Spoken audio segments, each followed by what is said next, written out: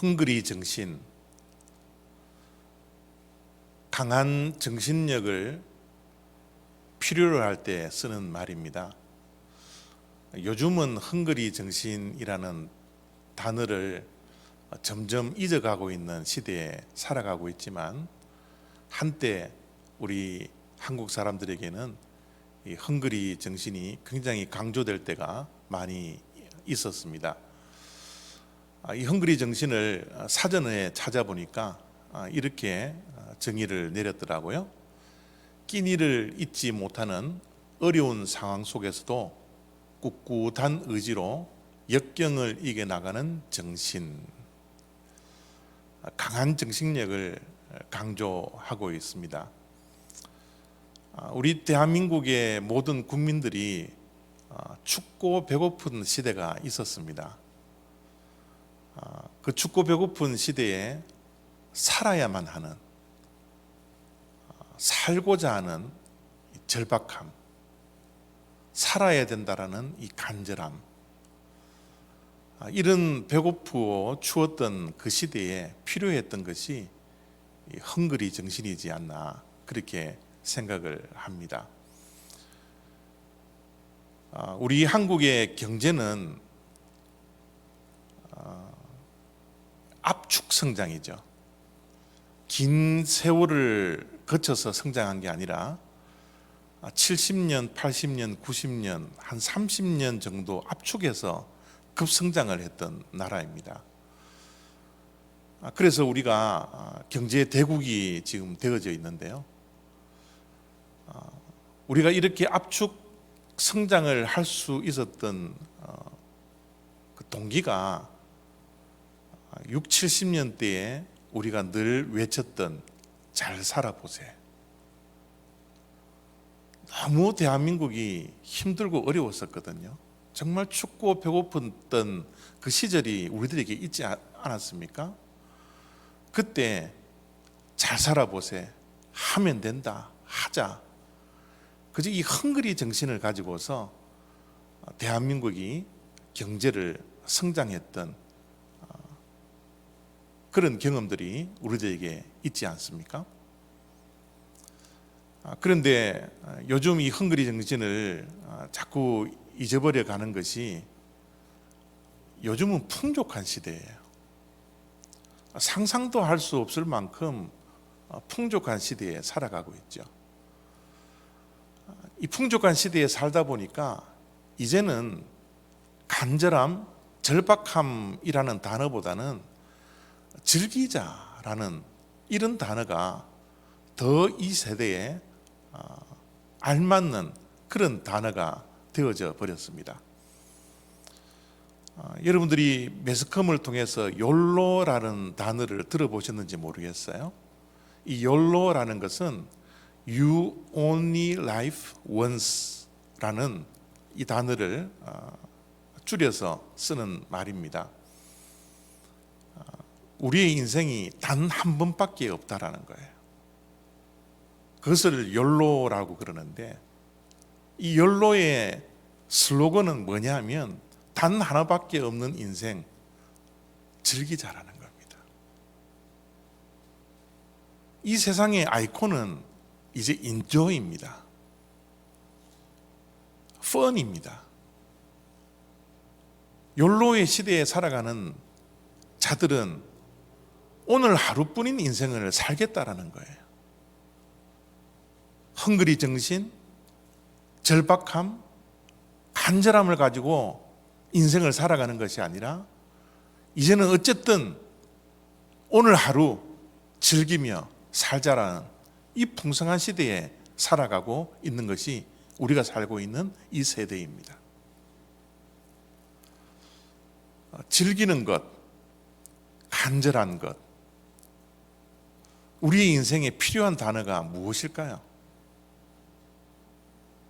우리 그리스도인들의 인생을 바라보는 관점이 즐겨야 될까요? 아니면 간절해야 될까요?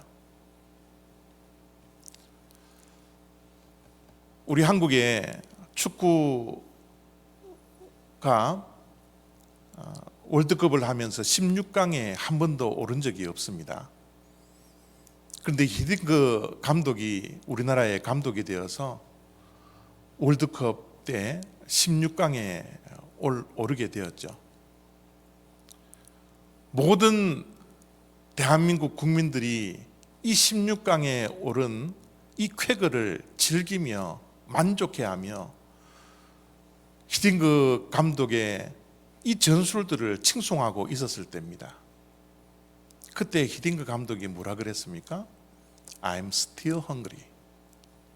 나는 여전히 배고프다라는 거예요. 16강에 우리가 만족할 수 없다라는 겁니다. 더 높은 곳을 향하여서 배고픈 심정으로, 헝그리 정신으로 더 승리를 쟁취하자고 선수들을 부축했습니다. 그래서 대한민국의 축구 역사상 월드컵 4강에 오르는 그런 기적을 창출해낸 것이 바로 헝그리 정신이지 않습니까?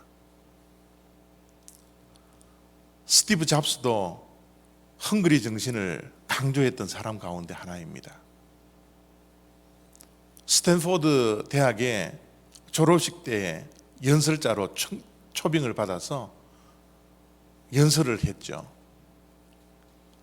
그 한 15분, 20분 되는 연설의 핵심이 무엇입니까? 바로 stay hungry, stay foolish. 이 두 단어를 가지고서 그 연설을 집약할 수 있었습니다. 그는 그가 창립했던 애플사에서 쫓겨나는 그런 수모를 겪었어요.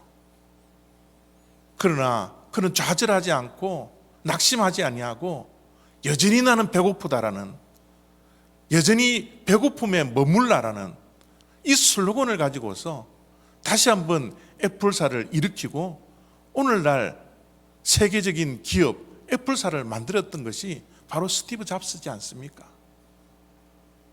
실패하고 넘어져도 여전히 바보처럼 꾸준히 묵묵하게 일하라고 stay foolish라는 이런 유명한 말을 남겨놓았지 않습니까?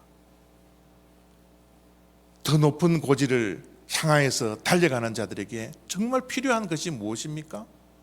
즐기는 인생이 아니라 간절함과 절박함을 가지고서, 헝그리 정신을 가지고서 더 높은 곳을 향하여서 달려가는 그 인생이야말로 승리를 쟁취할 수 있다는 것을 우리가 너무나 잘 알게 됩니다. 요즘은 이 코로나19 시대입니다. 교회 출입을 제한한 지 벌써 6개월이 넘어섰습니다. 바로 이런 교회를 출입하지 못하고 우리가 현장 예배를 드리지 못하는 이 상황 속에서 우리의 신앙생활이 안녕한지, 우리가 지금 드리고 있는 이 예배는 정말 안녕한지 날마다 우리들에게 도전하고 물어볼 수밖에 없는 그런 상황 속에 우리가 있지 않습니까? 이런 상황 속에서 우리에게 정말 회복해야 할 것이 무엇입니까? 코비드-19으로 통해서 우리가 회복해야 할 것들이 너무너무 많이 생겼습니다. 그러나 정말 우리가 회복해야 할 것 가운데 가장 중요한 것은 바로 신앙의 헝그리 정신입니다. 신앙의 이 간절함, 신앙의 이 절박함, 우리가 얼마나 신앙적인 헝그리 정신을 가지고 영적인 헝그리 정신을 가지고서 우리가 얼마나 신앙생활을 하고 있는지 우리가 정말 내 자신을 돌아봐야 할 그런 기회의 시간이 우리에게 주어졌다는 것을 우리가 잊어서는 안 됩니다. 오늘 우리가 읽었던 시편 42편의 말씀은 이 시인의 헝그리 신앙, 우리가 정말 본받아야 하고 우리가 정말 회복해야 할 그 신앙이 시편 42편 시인의 헝그리의 신앙을 모습을 보면서 우리가 함께 이 시간 도전받기를 원합니다. 1절 2절을 봅니다.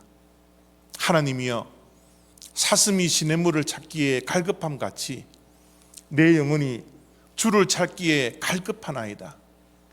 내 영혼이 하나님 곧 살아계시는 하나님을 갈망하나니 내가 어느 때에 나아가서 하나님의 얼굴을 배울까?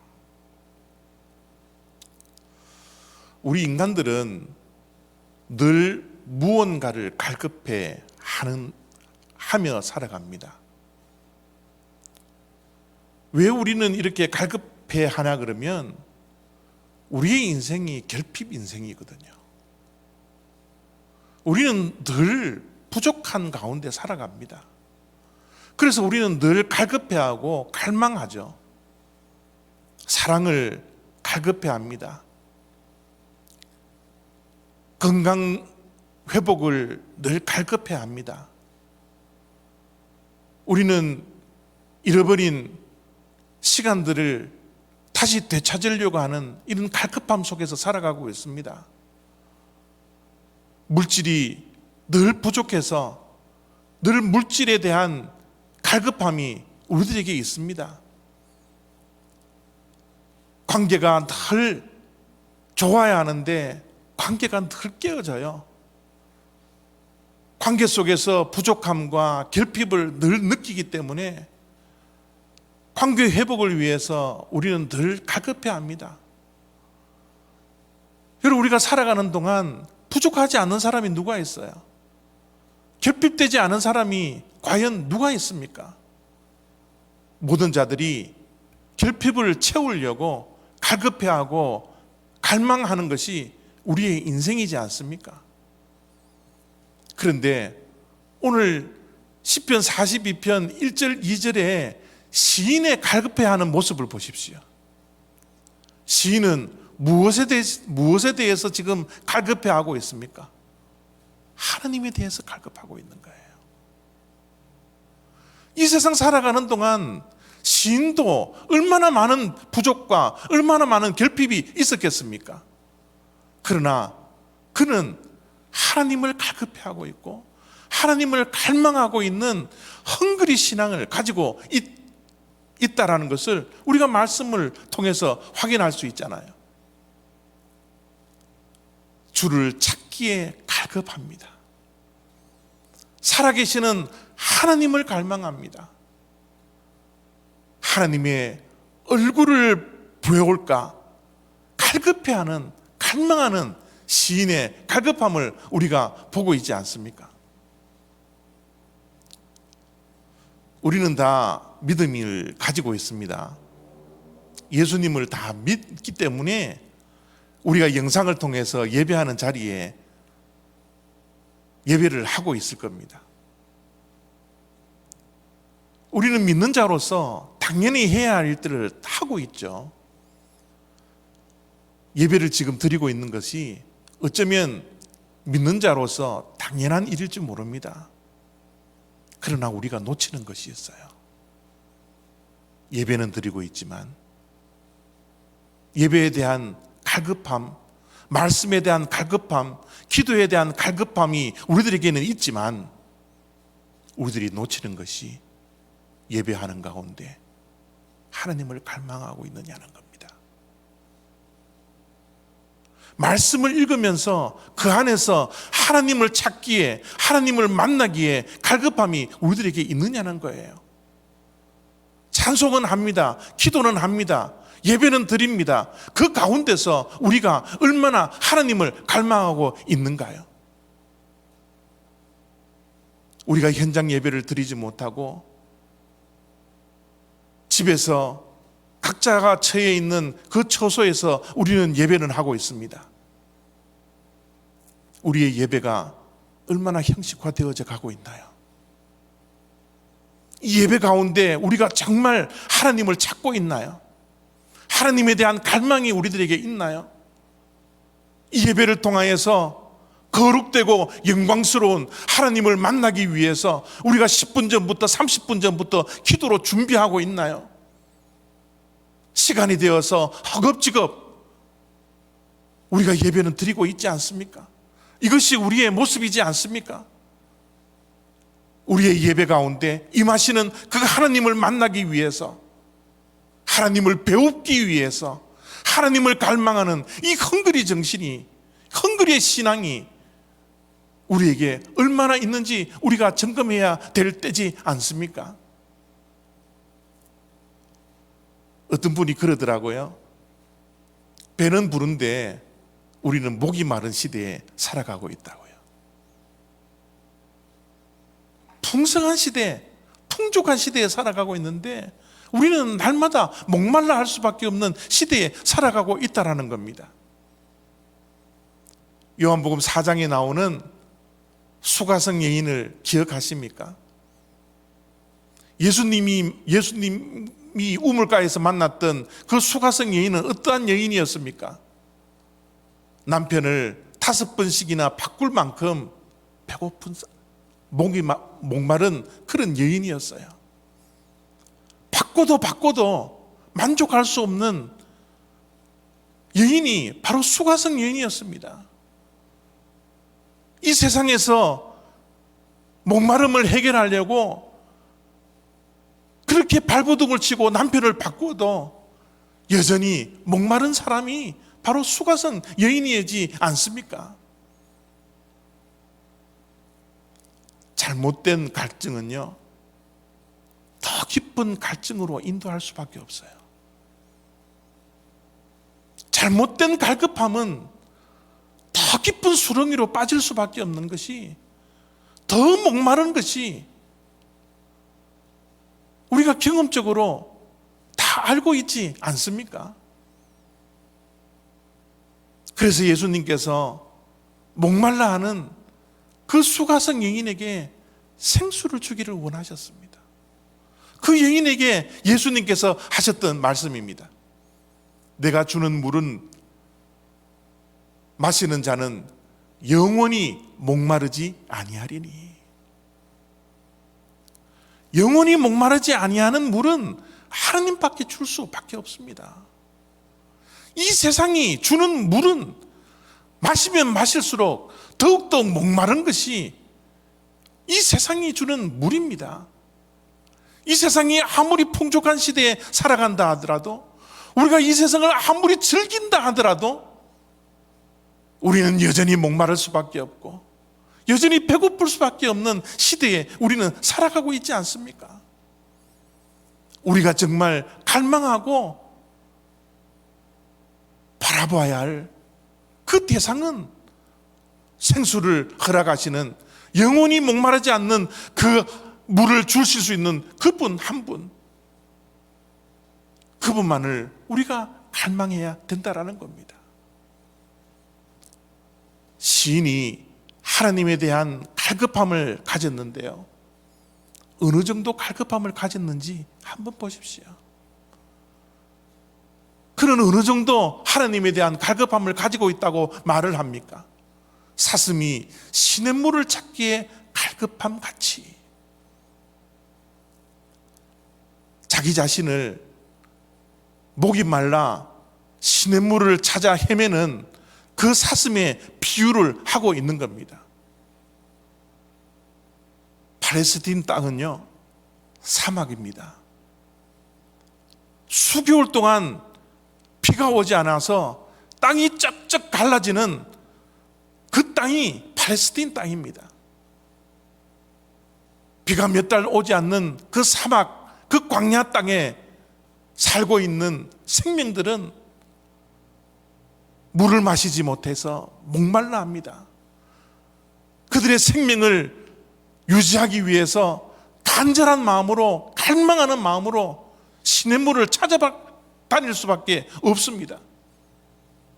시냇물을 찾아, 마실 물을 찾아 그들이 시냇물에 다가가더라도 그들은 생명의 위협을 느낄 수밖에 없었어요. 모든 맹수들이 그 시냇가에 물을 마시려고 다 모여들었습니다. 그러나 목이 말라 물을 마시지 못했던 시냇가를 찾았던 그 사슴은 다른 것이 보이지 않았어요. 물밖에 보이지 않습니다. 목이 말라 있는 사슴은 푸른 초장이 필요 없습니다. 다른 먹을 것이 필요 없어요. 오직 그에게 필요한 것은 시냇물에 있는 물밖에 없습니다. 그 시냇물을 찾기에 갈급했던 사슴처럼 시인은 하나님을 찾기에 갈급했다라고. 이 갈급함의 정도가 어느 정도인지 우리들에게 보여주고 있는 것입니다. 우리는 하나님에 대한 갈급함이 어느 정도입니까? 마켓에 가서 이것도 고르고 저것도 고르는 수많은 물품들 가운데 하나 고르는 그 정도가 하나님에 대한 갈급함입니까? 아닙니다. 우리의 신앙의 헝그리 신앙은 하나님 한 분밖에 보이지 않아야 합니다. 그것이 지금 시편 42편에서 우리들에게 도전하고 있는 시인의 갈급함이라는 사실을 우리는 이 아침에 기억해야 합니다. 과연 시인이 어떤 상황이었기에 이런 갈급함을 가지고서 하나님에 대한 이 갈급함을 가지고서 하나님을 찾고 있는지 시편 42편의 말씀을 한 절씩 한 절씩 11절까지 읽어보면 그 시인의 상황을 우리가 엿볼 수가 있는데요. 그 가운데 몇 가지만 보도록 하겠습니다. 2절입니다. 내 눈물이 주야로 내 음식이 되었도다.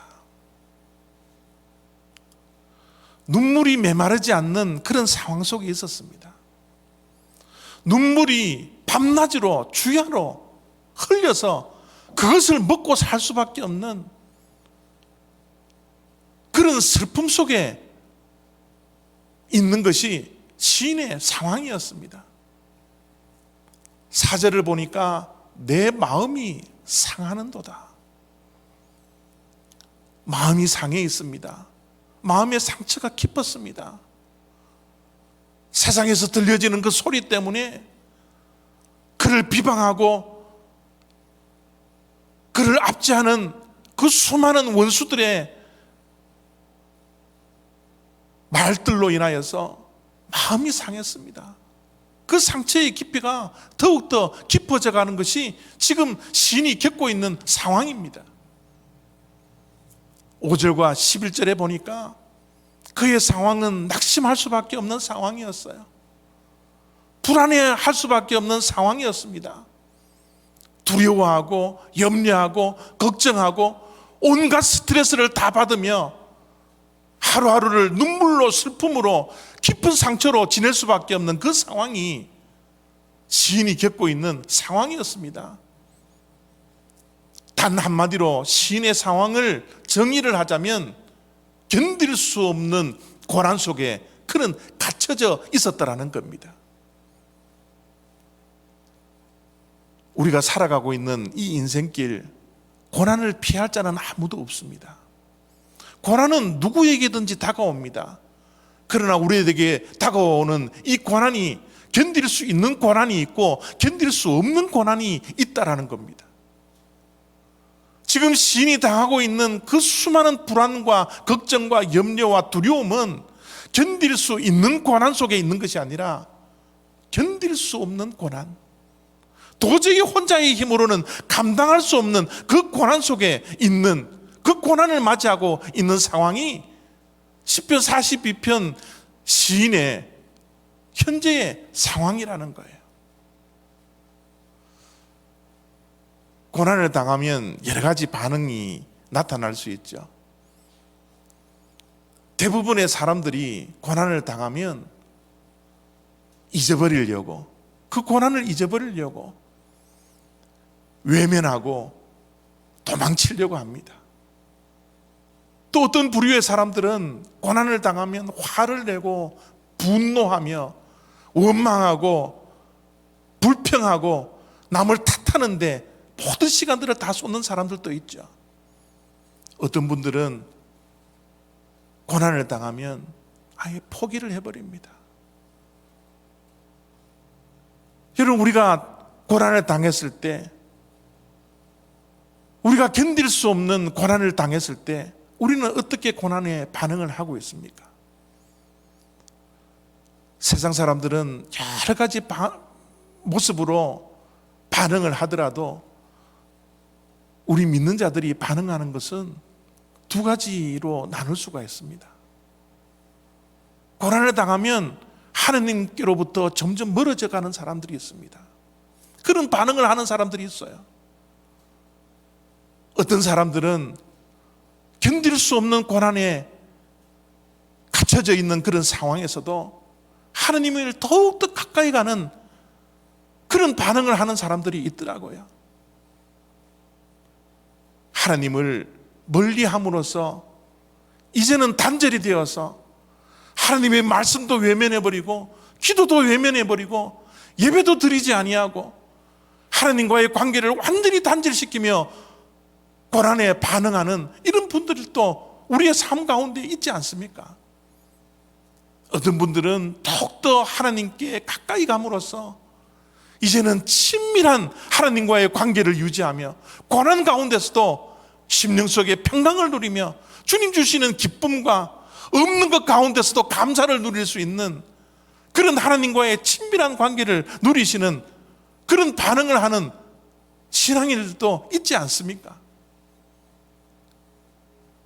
지금 우리들이 당하는 이 바이러스로 인한 고난들, 이 고난이 직접적으로 바이러스를 통하여서 당하는 고난인지 간접적으로 당하는 고난인지는 모르겠지만 우리 모든 자들은 고난에 갇혀져 있지 않습니까? 코로나 바이러스를 통하여서 경제적으로, 건강적으로, 심리적으로 얼마나 우리는 고난 속에 있습니까?